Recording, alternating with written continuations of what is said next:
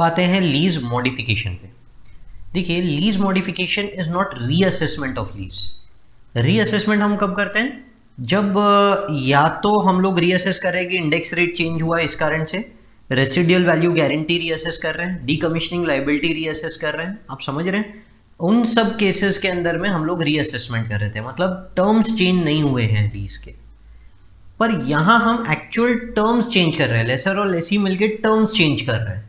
जैसे हो सकता है कि लीज का पीरियड एक्सटेंड कर रहे हो, मैं ये नहीं बोल रहा कि ओरिजिनल लीज टर्म में एक्सटेंशन ऑप्शन था, पहले लेसी एक्सपेक्ट कर रहा था नहीं करेगा एक्सरसाइज, अब एक लेसी एक्सपेक्ट कर रहा है कि एक्सरसाइज करेगा, नहीं, मैं बोल रहा हूं दोनों ने मिलकर एक्चुअली लीज टर्म एक्सटेंड कर दिया, ठीक है, म्यूचुअल कंसेंट से, या फिर एक्सटेंड कर दिया स्कोप। तो बेसिकली समझिए, मॉडिफिकेशन की अकाउंटिंग ना हम लोग 3 तरीके से करेंगे। मॉडिफिकेशन हो सकता है increase in scope and stand alone selling price, ठीक है, स्टैंड अलोन सेलिंग प्राइस। दूसरा है डिक्रीज इन स्कोप, यानी मॉडिफिकेशन से हमने एग्जिस्टिंग लीज का स्कोप कम कर दिया। और तीसरा है अदर्स, इनके अलावा जो भी होंगे, जैसे कि स्कोप बढ़ रहा है पर वो उसका stand alone selling price reflect नहीं करता, स्टैंड अलोन लीज प्राइस लिखना चाहिए एक्चुअली, सेलिंग प्राइस नहीं, लीज प्राइस, ठीक है। मतलब क्या, देखिए, मैं आपसे 1000 स्क्वायर फीट की जगह किराए पे लेके बैठा हूं, अब मैंने आपसे नया कॉन्ट्रैक्ट किया और 1000 स्क्वायर फीट की जगह मैं आपसे किराए पे ले रहा हूं। वो जो और 1000 स्क्वायर फीट में किराए पे ले रहा हूं, वो उसके बाजार भाव पे ही किराए पे ले रहा हूं, इस increase in scope and stand alone lease price, वो उसका स्टैंड अलोन लीज प्राइस ही रिफ्लेक्ट कर रहा है, तो अकाउंटिंग क्या होगी। पर अगर वो अपना stand alone lease price reflect नहीं कर रहा है, तो फिर अकाउंटिंग अदर्स में जैसी बताई गई है वैसी करेंगे। समझ गए क्या बताता है, इसको समझिए।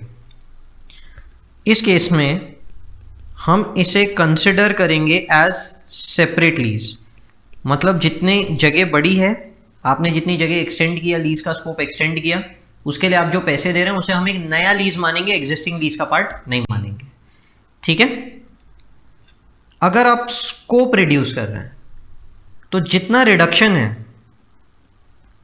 प्रोपोर्शनेट रिडक्शन करेंगे हम in lease liability and right to use asset.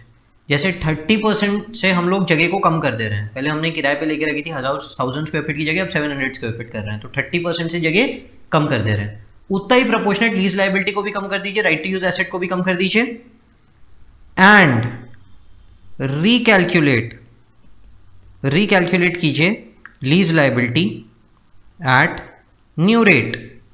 उस समय का जो न्यू रेट है, उस समय यानी जब ये डिक्रीज हुआ स्कोप, उस समय का जो रेट था उसके ऊपर रिकैलकुलेट कीजिए and adjust to right to use asset, ठीक है। लीज लायबिलिटी रिकैलकुलेट कीजिए, जितने से भी लीज लायबिलिटी बढ़ रही है या कम हो रही है, दोनों में से कुछ भी हो सकता है, या तो लीज लायबिलिटी बढ़ रही है या कम हो रही है, उसके उतने से ही राइट टू यूज एसेट को भी इंक्रीज या डिक्रीज कर दीजिए। समझ गए, पहले तो दोनों को प्रोपोर्शनेट रिड्यूस करना है, ये बिना क्वेश्चन के अभी समझ में नहीं आएगा, ठीक है।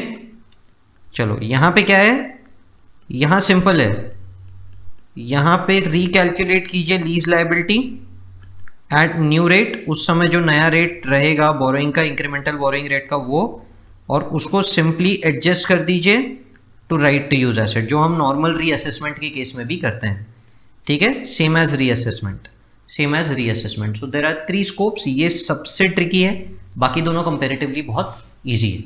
So this is how lease modification is accounted. Covid से रिलेटेड एक छोटा सा इंपैक्ट था, वो भी हम लोग अभी थोड़ी देर में देख लेंगे, मैं वो भी आप लोगों को अलग से बता दूंगा, so you don't need to worry about that part, बस ये वाला पार्ट अच्छे से समझ लीजिए, ठीक है। चलिए क्वेश्चंस के साथ देखते हैं, आपको चाहिए तो ये सब लिख लेना स्क्रीनशॉट लेके, ठीक है। वैसे ये सब यहाँ दिया है, लीज मॉडिफिकेशन, पहले लीज मॉडिफिकेशन को हम सेपरेट लीज कब मानेंगे, जब स्कोप बढ़ रहा है एंड कंसिडरेशन वो बढ़े हुए स्कोप की is equivalent to the stand alone price. Question देखिए, 10 साल का कॉन्ट्रैक्ट किया 2000 स्क्वायर मीटर के लिए, बिगिनिंग ऑफ ईयर 6, ठीक है, 5 साल बाद agree to amend the original lease for remaining 5 years, remaining 5 years के लिए अमेंड कर रहे हैं विद एडिशनल 3000 स्क्वायर मीटर, यानी 2000 पहले से था, अब और 3000 स्क्वायर मीटर ले रहे हैं जगह, ठीक है। Additional space is made available to lessee at the end of second quarter of year 6, ठीक है, ईयर 6 के सेकेंड क्वार्टर के एंड में मिल जाएगी ये जगह। Increase in total consideration is commensurate with the current market price, उसका जो भी करंट मार्केट प्राइस है उसके कमेंसरेट है। तो क्या करेंगे, इसे सेपरेट लीज ट्रीट करेंगे और इसे अलग लीज मान के अलग से अकाउंट करेंगे। इसका राइट टू यूज एसेट अलग से निकालेंगे, लीज लायबिलिटी अलग से निकालेंगे इस दिन सेकेंड क्वार्टर के एंड से टू ईयर 6 के, और उसके अकॉर्डिंगली हम लोग इसकी अकाउंटिंग करेंगे। उसका प्राइस तो दिया हुआ नहीं है, बस यही बातें यहाँ पे लिखना है। अगर स्कोप डिक्रीज कर रहे हैं तो क्या करना है, proportionately right to use asset lease liability दोनों को रिड्यूस कर देंगे, डिफरेंस पीएल में जाएगा, ये बिना क्वेश्चन के नहीं समझेगा, ठीक है। फिर रीमेजर करेंगे लीज लायबिलिटी और उसका adjustment right to use asset में करेंगे। बाकी सारे केसेस रीमेजर कीजिए lease liability, right to use asset में एडजस्ट कर दीजिए, पीएल में कोई इंपैक्ट नहीं आएगा। आइए, ए 10 year lease 5000 square meter, annual rent है 1 lakh rupees payable at the end of each year। Incremental borrowing rate 6%, तो क्या हुआ होगा, एंड ऑफ ईच ईयर है 1 लाख का रेंट बराबर 10 साल, तो present value annuity factor end of the year है 10 साल, इंक्रीमेंटल बोरिंग रेट है 6%, तो हम लोग यहां पे लीज लायबिलिटी डिटरमाइन करेंगे।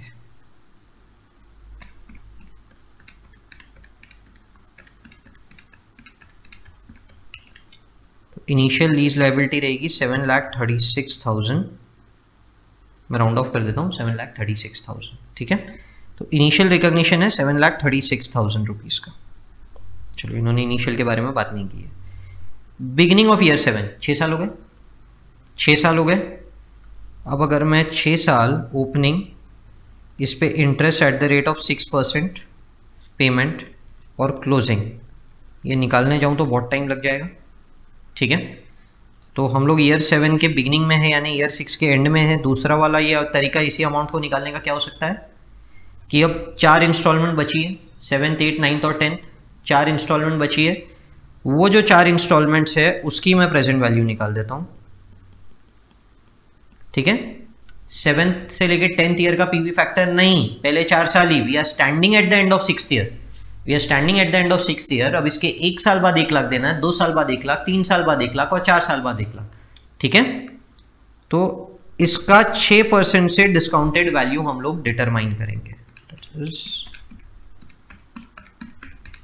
ठीक है। 4 साल का 3,46,511, ये आपको 6 साल का भी इतना ही अमाउंट दिखेगा, 3,46,511, ठीक है। ये देखो ये यहाँ पे दिया हुआ है 3,46,511।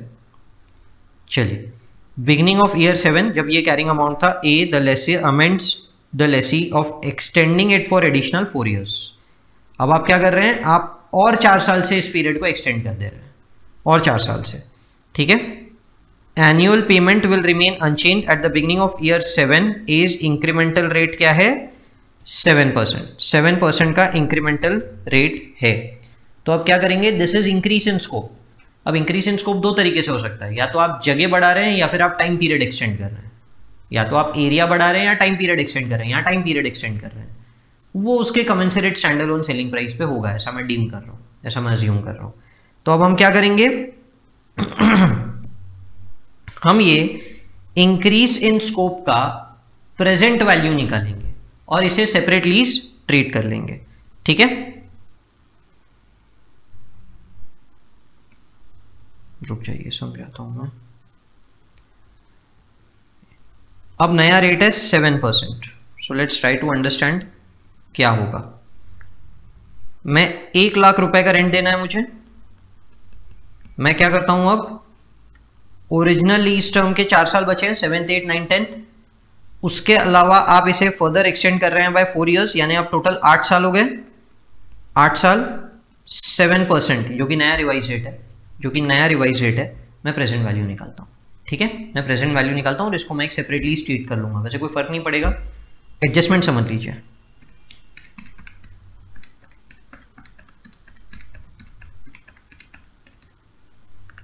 $5,97,130, 5,97,130, ठीक है। पर ये पूरे 8 साल का है, ध्यान रखिए, नए वाले टर्म के हिसाब से this is what you are paying. तो अब आप क्या करेंगे, आप लीज लायबिलिटी को, इतने लीज लायबिलिटी को आप वैसे एक सेपरेट अकाउंट ट्रीट कर रहे हैं,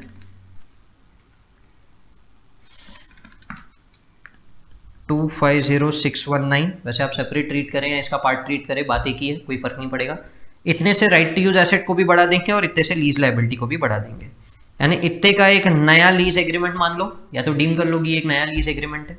existing lease liability, existing right to use asset को बढ़ा दो, दोनों में अकाउंटिंग ट्रीटमेंट सेम रहेगा, किसी भी तरह का कोई चेंज नहीं रहेगा। ठीक है, आई होप आप लोगों को इंक्रीज इन स्कोप क्लियर होगा। अब अपन यही कंसेप्ट को डिक्रीज इन स्कोप से समझने की कोशिश करते हैं।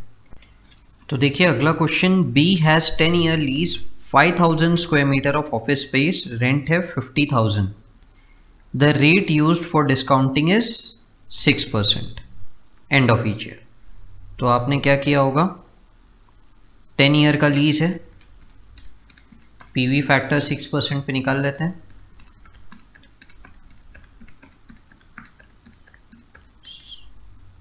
इंटू 50,000। आपने रेंट दिखाया होगा, देखिएगा एक बार कैलकुलेट करके, आप लोगों को भी यही आ रहा है क्या? ठीक है, मैंने राउंड ऑफ कर दिया 3,68,000। ठीक है, 3,68,000 in the beginning of year 6। Beginning of year 6, 5 साल हो चुके हैं, 5 साल बचे हैं। ठीक है, अब अगर अपन वही पूरा का पूरा टेबल बनाते हैं तो बहुत सारा टाइम लगेगा, तो अपन क्या करेंगे, जैसे this is 0 point, this is 6th year का बिगनिंग, यानी यहाँ तक 5 साल है और यहाँ तक 5 साल। तो यहाँ से यहाँ जाने की वजह क्या करेंगे, ये जो रिमेनिंग पेमेंट्स है इनकी प्रेजेंट वैल्यू निकाल देंगे in the beginning of year 6, यानी 1 साल बाद, 2 साल बाद, 3 साल बाद, 4 साल बाद और 5 साल बाद जो पेमेंट देना है उन सब की प्रेजेंट वैल्यू पुराने रेट से, तो वो हमको कैरिंग अमाउंट मिल जाएगा। ये सिर्फ कैरिंग अमाउंट डिटरमाइन करने के लिए है, पुराने रेट से हम लोग जो कैलकुलेशंस करते हैं। ठीक है, तो पुराना रेट है 6%, 5 साल।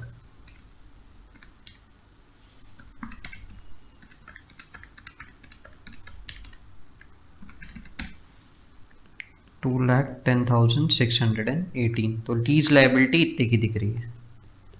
राइट टू यूज एसेट कितने का दिख रहा होगा, original right to use asset था आपका 3,68,000 का, आपने इसे 5 साल डेप्रीशिएट कर दिया होगा, तो बचे हुए वैल्यू जो है वो है 1,84,000, 5 साल डेप्रीशिएट करने के बाद इतने का दिख रहा होगा।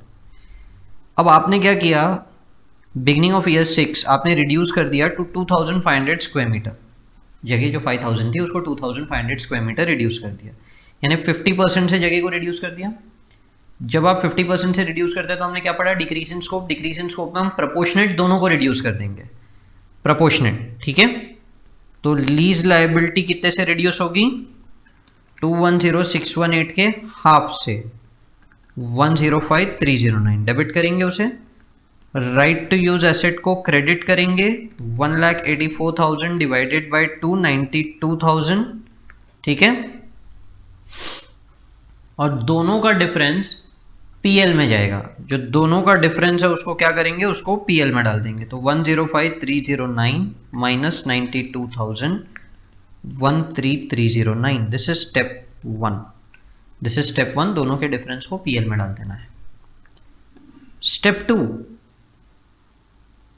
लीज लायबिलिटी अब रेंट रिवाइज होके हो गया है 30,000, बचे हुए 5 साल के लिए, बचे हुए 5 साल के लिए, और ये बिगनिंग ऑफ ईयर 6 रहेगा। इंक्रीमेंटल बोरोइंग रेट है 5%।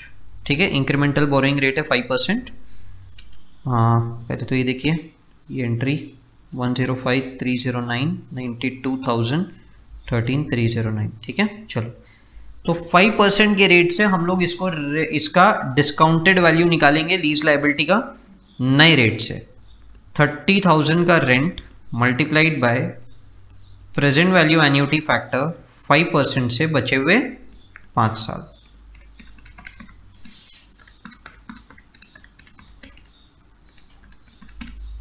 ये आता है 1,29,884। तो हमें क्या करना है, अब लीज लाइबिलिटी की वैल्यू को इतने से बढ़ाना है। तो ये जब भी हम लोग करते हैं तो दो स्टेप होते हैं। पहला स्टेप क्या होता है, पहला स्टेप आप लोगों को बोलता है कि आपको right to use asset, lease liability दोनों को प्रोपोर्शनेट रिड्यूस कर देना है। जितना भी आपने स्कोप कम किया उतना प्रोपोर्शनेट रिड्यूस कर देना है। ठीक है, यहाँ हम लोग एरिया रिड्यूस कर रहे हैं। मैं एक बार टर्म रिडक्शन वाला भी बताऊंगा आपको, टर्म रिडक्शन होता है तो क्या होता है।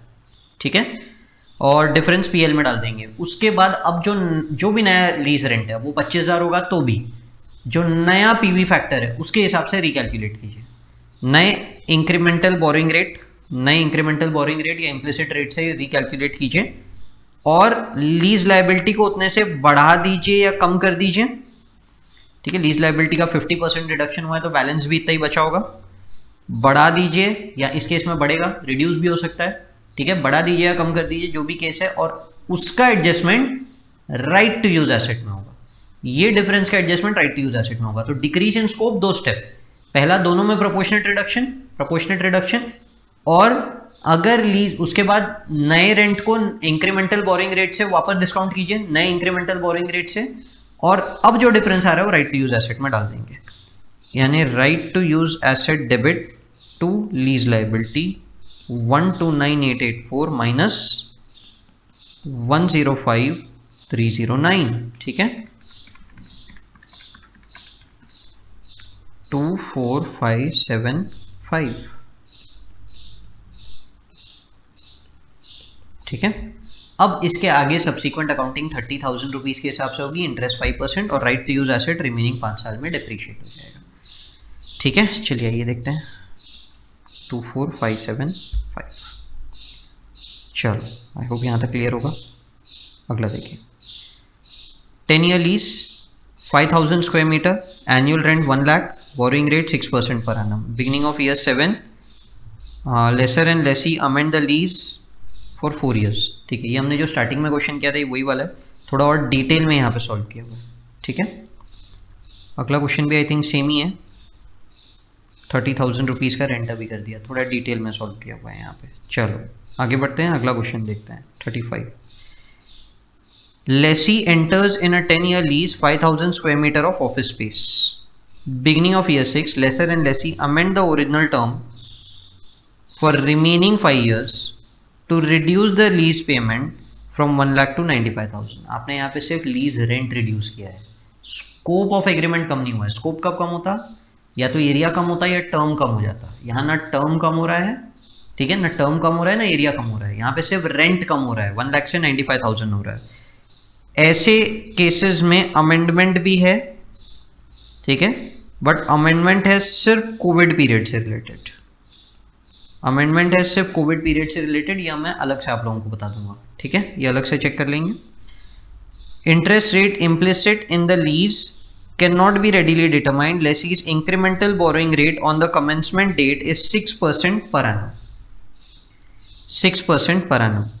Lessee's incremental borrowing rate in the beginning of year 6 is 7% per annum. Original 6% था, अब नया वाला क्या है 7%। तो आपने ओरिजिनल क्या किया होगा पहले वो देखिए, 1 लाख एन्यूटी फैक्टर 6% का रेट 10 ईयर्स। ठीक है, इससे पहले भी जो हमने क्वेश्चंस किए थे वो सेम ही थे।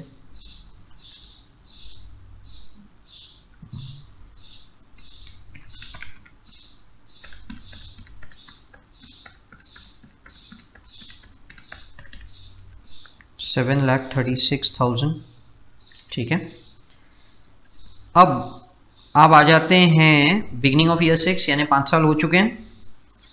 5 साल बाद ईयर 6 बिगिनिंग कैरिंग अमाउंट, मैंने आपको क्या बताया कैसे निकालेंगे, एन्यूटी फैक्टर वही पुराने रेट से 5 साल, वही पुराने रेट से 5 साल।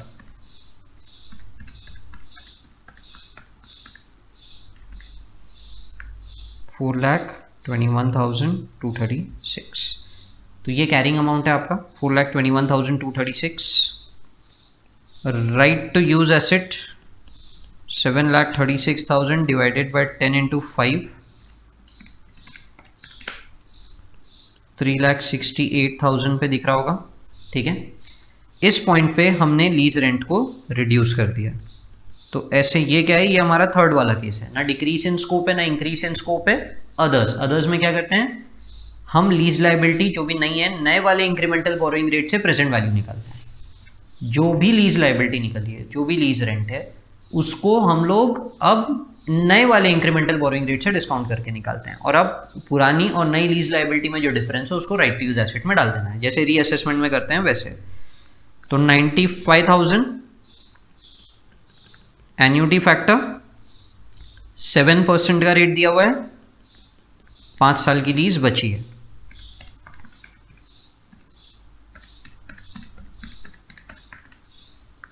₹4,10,020। तो इसका मतलब लीज लाइबिलिटी आप रिड्यूस कर रहे हैं, कितने से रिड्यूस कर रहे हैं, 421,236 माइनस 4,10,020।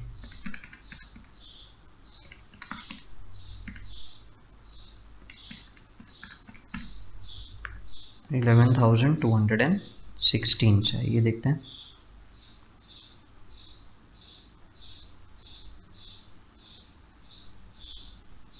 $421 दिख रहा है, नया वाला वैल्यू 389,500 है। एक मिनट, मैंने कुछ तो गलती की है।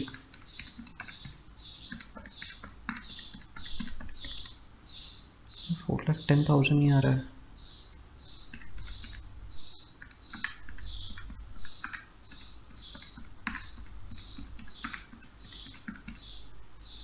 यहाँ कैलकुलेशन मिस्टेक है, ये 4,10,000 है, ठीक है।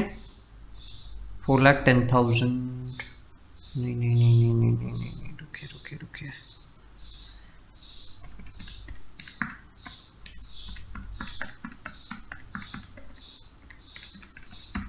नहीं नहीं नहीं नहीं, मेरी गलती है, मेरी गलती है। यहाँ कैलकुलेशन एरर है, ये बराबर है भाई 389,519 आ रहा है मुझे, वहाँ पे इंस्टीट्यूट ने 389,500 लिया, ठीक है। सो 389,519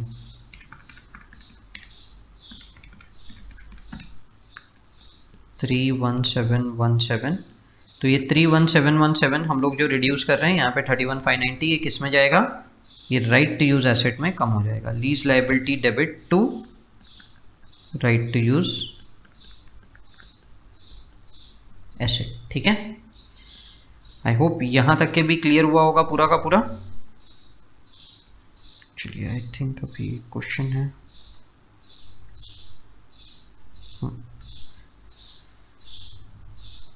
चलिए, ये वाला पार्ट यहीं पे एंड करते हैं। एक ट्रिकी क्वेश्चन है जिसमें दोनों डिक्रीज और इंक्रीज इन स्कोप है, उसको समझने की कोशिश करते हैं। चलिए अभी क्वेश्चन देखते हैं जिसमें स्कोप बढ़ भी रहा है और कम भी हो रहा है, दोनों एक साथ समझने की कोशिश करेंगे, ठीक है। थोड़ा ट्रिकी है, संभल के।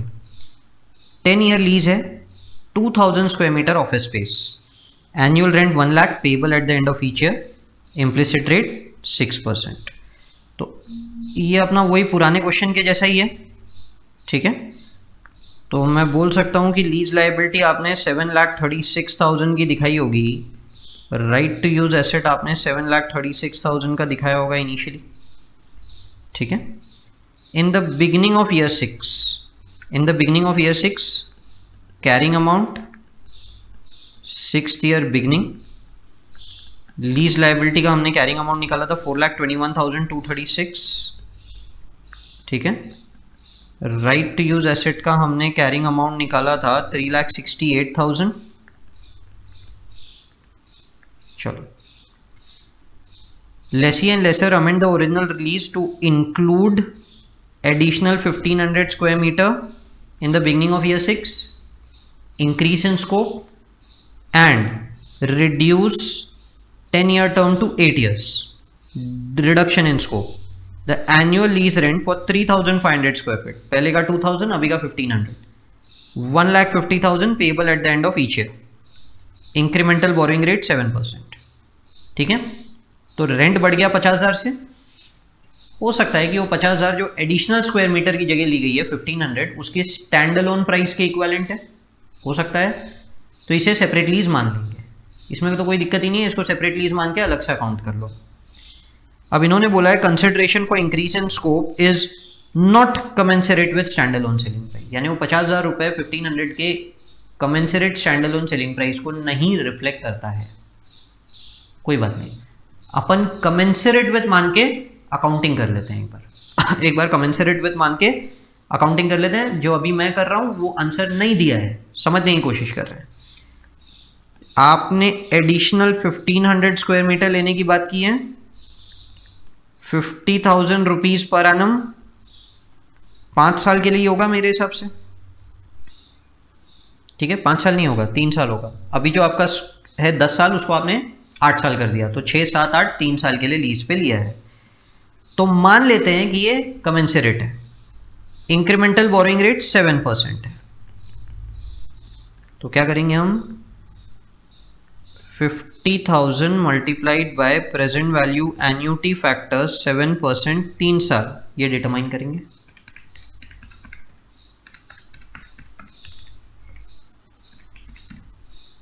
$1,31,260 और इतने पे ही राइट टू यूज एसेट दिखा देंगे, क्योंकि हम इसे एक स्टैंड अलोन बोल रहे हैं ना, हम अलग मान रहे हैं इसको। Treat it as a separate lease, ठीक है। मैंने क्या किया, इस कमेंसरेट विद, यानी ये रिफ्लेक्ट कर रहा है। एक एग्जिस्टिंग वाले का स्कोप 2 साल से कम हो गया, एग्जिस्टिंग वाले का स्कोप 2 साल से कम हो गया, ये अच्छे से समझना, ये वाला पार्ट अच्छे से समझना। इसका स्कोप 2 साल से कम हो गया। दोनों राइट टू यूज एसेट और लीज लायबिलिटी का प्रोपोर्शनेट का कंसेप्ट अलग अलग रहेगा। राइट टू यूज एसेट में रिडक्शन कितना रहेगा, जैसे जब एरिया कम हो रहा था तो दोनों में हमने सेम कहानी की थी, प्रोपोर्शनेट रिडक्शन दोनों में किया था। यहां प्रोपोर्शनेट का मतलब लीज लायबिलिटी में कुछ और होगा, बताता हूं। 3,68,000 रिमेनिंग 5 ईयर्स की वैल्यू है, अब हमें सिर्फ 3 साल की चाहिए, तो हम प्रोपोर्शनेट रिडक्शन कर रहे हैं, ये सिंपल है।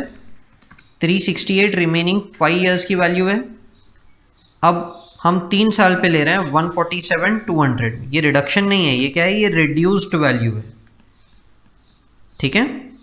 तो रिडक्शन कितने से किया आपने, 368 माइनस 147,200, इतने से आपने लीज लायबिलिटी को कम कर दिया, sorry right to use asset को कम कर दिया, ठीक है।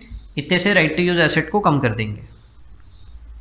लीज लायबिलिटी में प्रोपोर्शनेट समझिए, लीज लायबिलिटी में प्रोपोर्शनेट जब लीज टर्म कम होता है तो ऐसा प्रपोज, यानी आपने 2 साल कम कर दिया 5 साल में से, तो मैं 40% कम कर देता हूं वैल्यू, ऐसा नहीं चलेगा। लीज लायबिलिटी कैसे निकली थी, प्रेजेंट वैल्यू लेके निकली थी, समझ रहे हैं, प्रेजेंट वैल्यू लेके निकली थी। तो अब आपको लीज टर्म को 1 लाख का रेंट प्रेजेंट वैल्यू निकालना पड़ेगा।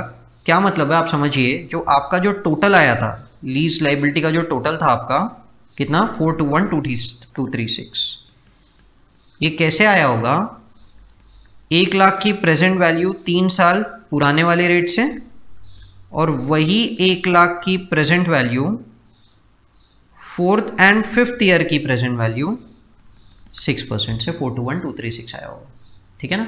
मैं कैलकुलेट करके बताता हूँ, देखो पहले 3 साल के पीवी फैक्टर का टोटल लेते हैं,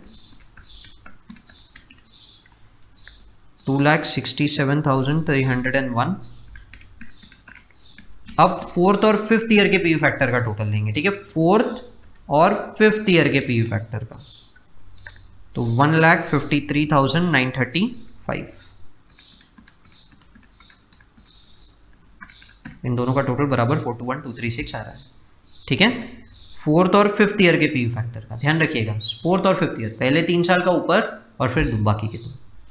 अब आपने स्कोप में से ये हटा दिया, बराबर है, स्कोप में से ये हटा दिया, आपने 2 साल कम कर दिया, आखिरी के 2 साल ही कम हुए, पहले 3 साल तो है ही, आखिरी के 2 साल कम हो गए। जो कम हो गए उतना प्रोपोर्शनेट रिड्यूस कर दो। यहां प्रोपोर्शनेट का मतलब ये है, यहां प्रोपोर्शनेट का मतलब ये है, समझ रहे हैं। अगर एरिया कम करते हैं तो दोनों में ट्रीटमेंट सेम है। राइट टू यूज एसेट वगैरह आप जितने % से कम करते हैं उतने ही % से लीज लायबिलिटी भी कम कर देते हैं। राइट टू यूज एसेट आपने यहाँ पे 40% से कम किया, मैं लीज लायबिलिटी भी 40% से कम कर देता था अगर एरिया कम हो रहा होता। यहाँ एरिया कम नहीं हो रहा है, टर्म कम हो रहा है, तो टर्म कम हो रहा है तो क्या करते हैं, राइट टू यूज एसेट तो प्रोपोर्शनेट ही जाएगा। जैसे 5 में से 2 साल कम कर दिए, 40% कम कर दो आप राइट टू यूज एसेट को, पर lease liability present value factor पे डिपेंड करेगा, ठीक है। तो आखिरी के 2 साल का जो प्रेजेंट वैल्यू है वो हटा देना, पुराने रेट से, नए वाले रेट से नहीं, पुराने रेट से कितना रिड्यूस करना है ये पुराने रेट से ही पता चलेगा, अभी नए वाले इंक्रीमेंटल बोरिंग रेट से नहीं, ठीक है ना। जब रिडक्शन इन स्कोप होता है तो दो स्टेप, एक दोनों को प्रोपोर्शनेट रिड्यूस करो, दूसरा जो नया लीज रेंट है उसको नए इंक्रीमेंटल बोरिंग रेट से वापस से कैलकुलेट करो, वो भी करेंगे अभी अपन, वो भी करेंगे। हाँ भाई, तो यहां पे इतने से कम करना है, क्या लिखूंगा मैं, समझिए, लीज लायबिलिटी डेबिट 153935 से कम करना है, राइट टू यूज एसेट को कम करने के लिए उसे क्रेडिट करेंगे 22800 और दोनों का डिफरेंस पीएल में जाता है, बराबर 66865 PNL debit. Step 1 decrease in scope में हमेशा दो स्टेप, ठीक है। Step 2 revised lease liability 1 lakh, lease rent change नहीं हुआ है, लीज रेंट उतना ही है, पर स्कोप तो चेंज हुआ है ना, तो स्कोप चेंज हुआ है तो एक बार वापस से रिकैलकुलेशन ऑफ प्रेजेंट वैल्यू करना पड़ेगा। कौन से रेट से, नए वाले रेट से, टर्म 3 साल, नए वाले रेट से 7%, 2,62,432, ठीक है। तो वी कैन सी 267 से 262 आप लीज लायबिलिटी की वैल्यू को कम कर रहे हैं, बराबर है। 262,432 माइनस 267,301 4869 से कम कर रहे हैं, तो लीज लायबिलिटी डेबिट 4869, ये difference right to use asset में ही एडजस्ट होता है, ये हम लोगों ने पढ़ा है, यही मैंने आप लोगों को लिखाया था। पहले प्रोपोर्शनेट रिडक्शन, उनका डिफरेंस पीएल में, फिर revise calculation of lease liability नए वाले इंक्रीमेंटल बोरिंग रेट से। उस क्वेश्चन में तो रेंट भी रिवाइज हो गया, 30,000 हो गया था, तो 30,000 रुपए को हमने नए वाले इंक्रीमेंटल बोरिंग रेट से लिया था। यहाँ पे लीज रेंट रिवाइज नहीं हुआ है, उतना ही है, तो लीज रेंट नए वाले इंक्रीमेंटल बोरिंग रेट से difference right to use asset में एडजस्ट हुआ। मैंने क्या कहा था, मॉडिफिकेशन या रीअसेसमेंट नहीं है तो ऐसा कुछ भी करना नहीं पड़ता, इंक्रीमेंटल बोरिंग रेट चेंज हो रहा है, इसका इंपैक्ट हम लीज में नहीं लेते हैं, पर अगर आप रीअसेस कर रहे हैं या मॉडिफाई कर रहे हैं तब इंपैक्ट लेना जरूरी है रिवाइज रेट का, ठीक है।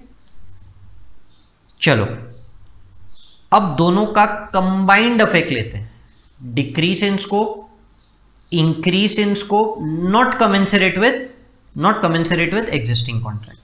इसका आंसर तो यही है, इसका आंसर तो हो गया, 3 स्टेप में था। पहला वाला स्टेप था अपन ने उसको एक सेपरेट लीज मान लिया था, ठीक है, अपन ने सेपरेट लीज मान के अलग से अकाउंट कर लिया था उसे, कहाँ गया ये, right to use asset to lease liability, और जो 2 साल कम किए थे proportionate right to use asset lease liability दोनों को कम कर दिया। लीज लायबिलिटी में प्रोपोर्शनेट का मतलब होता है पीवी फैक्टर के बेसिस पे, ठीक है, दोनों का डिफरेंस पीएल में डाल दिया था, फिर वापस रिवाइज लीज लायबिलिटी निकाला नए इंक्रीमेंटल बोरिंग रेट से, उसका impact right to use asset में लिया, उसका इंपैक्ट हमेशा राइट टू यूज एसेट में जाएगा। चलो अब अपन समझने की कोशिश करते हैं नॉट कमेंसरेट विथ है तो क्या होता है। तो डिक्रीज इन स्कोप का इंपैक्ट तो सेम है, डिक्रीज इन स्कोप का इंपैक्ट चेंज नहीं होगा, तो यहां पे हमारे आंसर का फर्स्ट पार्ट तो मैच हो जाएगा, ठीक है। देखो बताता हूं, decrease in lease term, right to use asset lease liability, gain को तो कुछ पड़ोगी क्या,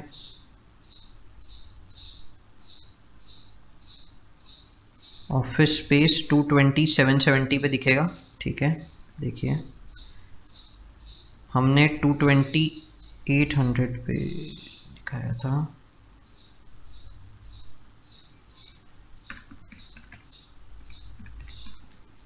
अरे यहाँ मैंने कैलकुलेशन मिस्टेक किया है, ये 220 800 है, ठीक है, और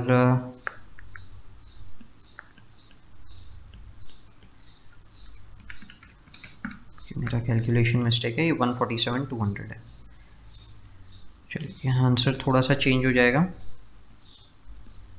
ये 147 200 है, 153935 6735 का गेन आ रहा है, पीएल में गेन आ रहा है 6735, वही यहाँ पे भी दिख रहा है, 6610 लिखा है यहाँ पे, ठीक है, मैंने थोड़ा कैलकुलेशन मिस्टेक कर लिया था, 6610 का गेन आ रहा है यहाँ पे, ठीक है, 6610 का गेन।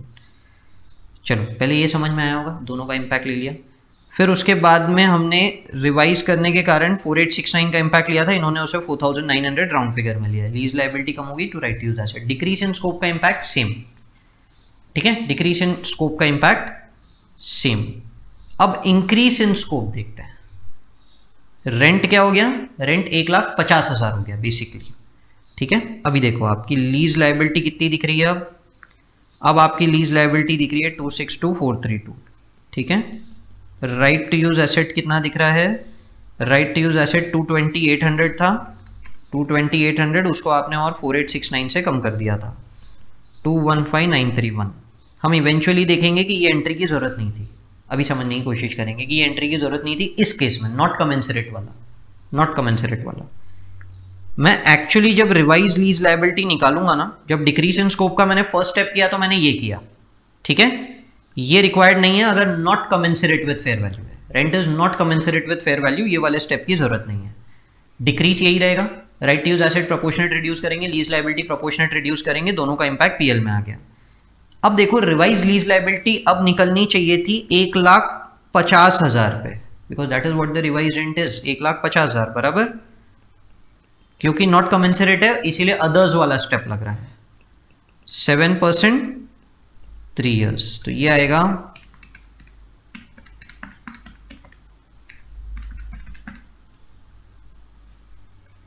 3,93,647, ठीक है। तो बेसिकली आप लीज लायबिलिटी को, मैंने क्या कहा, इसे थोड़ी देर के लिए भूल जाइए, इसे थोड़ी देर के लिए भूल जाइए। लीज लायबिलिटी जो 267,301 दिख रही थी उसको आप 393,647 कर रहे हैं, बराबर है।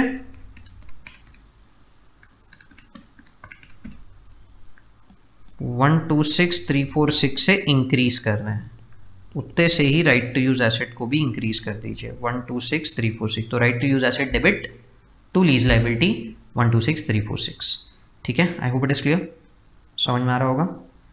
ये आप लोगों को करना है।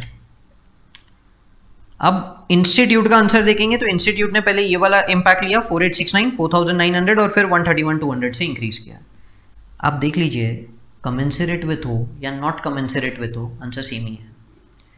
आपने यहाँ रेंट कितने से बढ़ाया 131,216 और यहाँ पे रिड्यूस कर दिया था 4869 से, तो 131,216 माइनस 4869 करके देखिए दोनों का डिफरेंस क्या है, 126,346।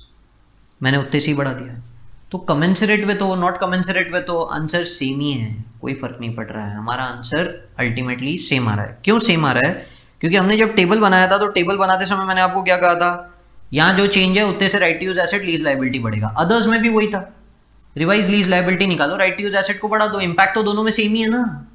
आप इसे सेपरेट ट्रीट करोगे तो भी राइट टू यूज एसेट में डालोगे लीज लायबिलिटी को, सेपरेट नहीं भी ट्रीट करोगे तो भी लीज लायबिलिटी को राइट टू यूज एसेट में डालोगे, सेम ही तो इंपैक्ट आ रहा है दोनों में। समझ रहे हैं, आई होप अभी क्लियर होगा, ठीक है। तो आंसर नहीं बदल रहा है, आंसर सेम है, कमेंसरेट विथ हो या नॉट कमेंसरेट विथ हो आंसर सेम है। बहुत बार लोगों को ये समझ में नहीं आता, पहले आपने सर ये 4869 को अलग किया, फिर उसके बाद में 131 से वैल्यू बढ़ा दी, ये इंस्टीट्यूट का आंसर 4,900 से कम किया फिर 131 से वैल्यू बढ़ा दी। ये अलग अलग करना जरूरी है क्या, साथ में नहीं कर सकते क्या, कर सकते हैं, साथ में इंपैक्ट दिखा दीजिए, जरूरत नहीं है ये 4869 के कैलकुलेशन की, इसको छोड़ दीजिए। पहले प्रोपोर्शनेट रिडक्शन किया, अब रिवाइज लीज लायबिलिटी निकाल दीजिए नए रेंट के हिसाब से, जितना भी डिफरेंस है उतने से लीज लायबिलिटी को बढ़ा दीजिए या घटा दीजिए, उतने ही impact right to use asset पे भी ले लीजिए, ठीक है। तो ये क्वेश्चन काफ़ी ट्रिकी है, बहुत सारे लोगों को नहीं समझ में आता है, इसीलिए संभल के पूरा का पूरा समझिएगा इसको, ठीक है। 2 स्टेप में है, बेसिकली 2 स्टेप में है, ठीक है। यहाँ 2 इम्पैक्ट दिए हैं इंस्टीट्यूट ने, मैं बस उसका लॉजिक समझा रहा था, बाकी उन्होंने कैलकुलेशन बताया आपको आने वाले 3 साल अकाउंटिंग कैसे होगी, वो तो आप लोग एक बार देखेंगे तो आप लोगों को समझ में आ जाएगा। बाकी वो इसी का पूरा इम्पैक्ट लिया हुआ है। चलिए ये पार्ट एंड करते हैं, अमेंडमेंट देख लेंगे कोविड का।